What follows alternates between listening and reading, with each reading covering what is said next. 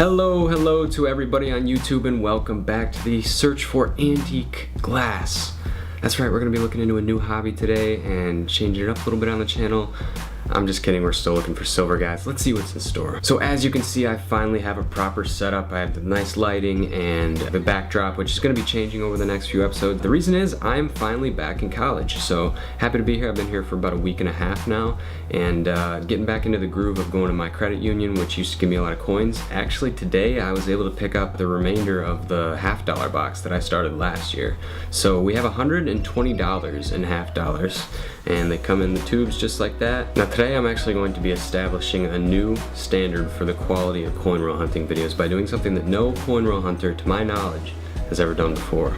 I'm going to be using a camera here and a camera that shows down onto my hands. So it's going to look a lot like one of those gameplay videos where you have a little square in the corner, and let me just show you what that's going to look like. Okay, so I just turned on that camera and this one's going to keep rolling. So I'm just going to grab one of these $50 rolls and show you what that's going to look like. Now, the cool thing about this particular $50 roll is that the ender, as you can see there, is a 2007 NIFC. So I just kind of realized that, checking out the ends. I didn't see any silver on the ends, but you see that 2007 NIFC there. That's pretty cool. So we're going to save that one for last. And yeah, let's just get cracking into these rolls now. So the thing about these rolls here is that I am actually unable to have these counted by the coin counting machine. I have to hand roll these myself, so I'm actually not going to be ripping into any of these rolls. But what I am going to show you today is a nice tip for anyone else who wants to preserve the rolls and has to go turn them back in this way. So I have my handy tool here. It's just a bunch of different pieces on the knife here, and what I'm going to be doing is, if you have one of these at home, which I'm sure many of you do, there's plenty of tools that are going to work for opening these rolls without damaging them. But the one that I actually like to use the most is the file. So if we take a look here on this side, the end of this file is actually what I really like to use, because it's not sharp like the end of a knife. Because you can definitely use the small knife if you want to, but that might end up cutting into the paper. So what I really like about this is that it's got a blunt end, and this is what it can do. It just gets in under the paper like this. You just kind of pry it up on the ends, and after going around it a couple of times, you just want to smoothen it out so that you're not getting any of that as the coins come out. You just take your thumb here, push on the edge so that they can slide out like that, and then just give it a little push and just be careful with it. So there you have it. Our $50 are out, and it doesn't look like I see any silver on this roll, but I do see a shiny one here that I'm gonna actually take a look at. So that's a 1986 D. It's in really nice condition, and I believe it's the 1987s that are more valuable, another form of NIFC. But for the sake of time, we're just going to put these to the side for now, and only going to be getting into it if there's silver involved. So let's get right into the next roll here. So when I went to go pick these up, I asked for just whatever they had, and they told me that they had the remainder of the box that I had not searched through last year. So basically no one did come in and ask for those $50. So it's good to know that I'm the only one in this branch. I would like to say though that out of these $50, out of the ones that I did search, I wasn't able to find any silver. And as you can see, there is a marked coin right here. So that might have something to do with it. I'm not really sure. I think maybe these have been looked through. I have been able to find NIFCs, and I will go back through these in a minute and check for you guys just to see if we can find any of those. But for now, like I said, I'm just going to be looking for silver, putting the rolls away, and then grabbing the next one. So We got 10 more to go through. Oops, don't want to start with that one. That was the NIFC ender roll, which we're looking to end this episode with, so I want to keep that one separate. But yeah, like I said, just make sure you're prying up on the ends like this. A lot of times this will happen, the edge will come off like that. You just got to be careful to keep that intact so that the roll is usable.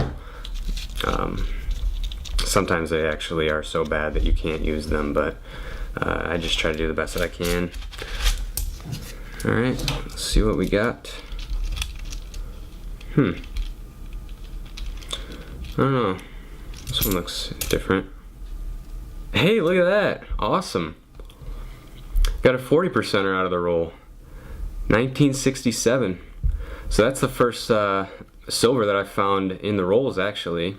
The first silver that I found actually did come from this bank, and it was a 1967, but it came in loose halves, so that's really cool. Hoping that the rest of these rolls have more to come like that. So that's our first silver, 1967.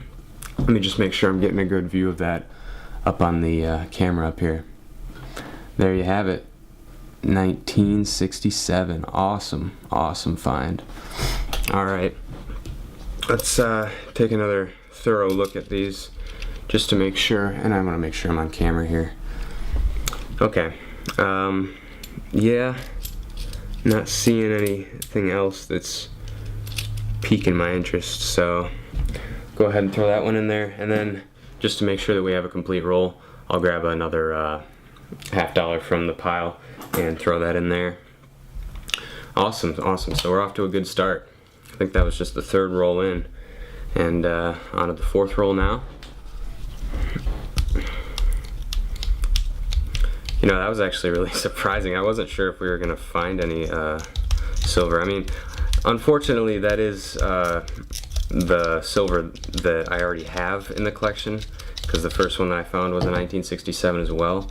I was looking to hopefully get something different, but you know, I'm really happy to have silver because it seems to be hard to come by these days. So you really got to take it when you can get it. As you can see, I'm just keeping these rolls as they are over the side. They're staying intact, so yeah, these are definitely marked. You can see, I mean, looking at that, that's a marked coin. It looks like someone's gone through these. Maybe they just don't care for 40%ers or something, but I don't know. We still have, let's see, 8 rolls to go through now. Nothing in that last roll, but hopefully there's something in this one.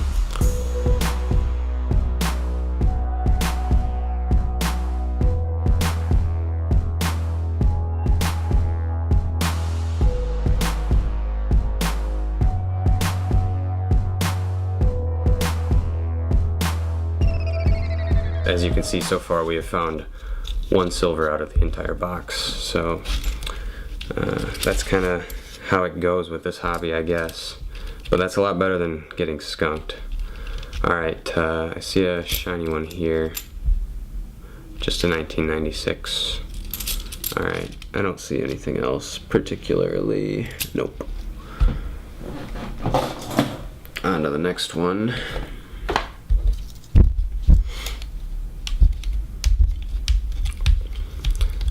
What I'm really looking forward to is finding my first 90%er, because I know that 40%ers are quite a bit more common than 90%ers are.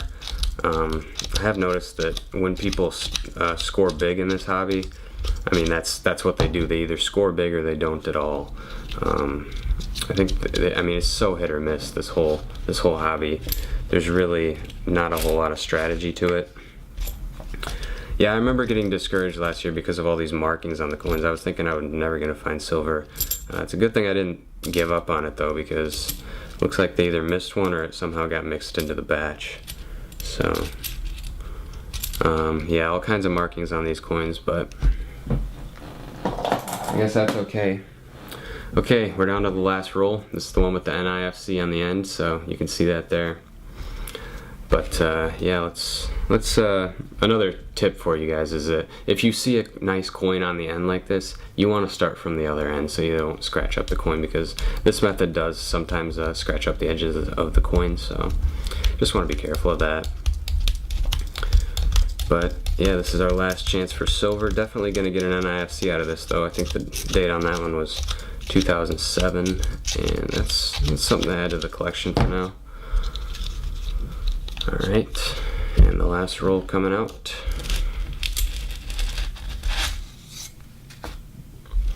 Let's see what we have here. Looks clad to me, but let's go ahead and pull that 2007 NIFC off the end there so you can see that. Let me just get a good look on that. 2007, really in pretty nice condition. A few scratches here and there, but like I said, that's a thin coin compared to the rest. So what I'm going to do now is I'm going to go ahead and look through these and see if I can find any more NIFCs. I'll get back to you. Maybe I missed a silver, who knows, but either way I'll get back to you on what I find. Okay guys, I wasn't able to find any more standard NIFCs, but on the last roll that I checked, you're not gonna believe what I found, and I probably have to give a little background information on what's so important about this before I show you. But if you just look here, check this out. 1987 half dollar. Now here's the thing about the 1987 half dollar. For whatever reason, it was never released into circulation. You could only find it in mint sets. So I don't know, but like for me to find one, I mean, that's actually going to be harder than finding most silver coins. So this, I mean, I know most of you guys are silver people and this is the search for silver, but this is kind of a big deal. So anyway, that's the end of the rolls. I found a lot of different interesting coins today, and let me just show you real quick how I put these back in the rolls. So you got the roll like this, right? And you just take a few at a time, because if you put them all in at once, it's gonna overload it, and sometimes you will break it if you're not careful. But put in a few at a time. Make sure to push them down so that there's a space for all of them to fit, because it is pretty tight fit in there. When you get to the end, you end up having to just put in a couple at a time, because the edges are gonna want to come undone on you, and then just put the last one in and fold the edges over.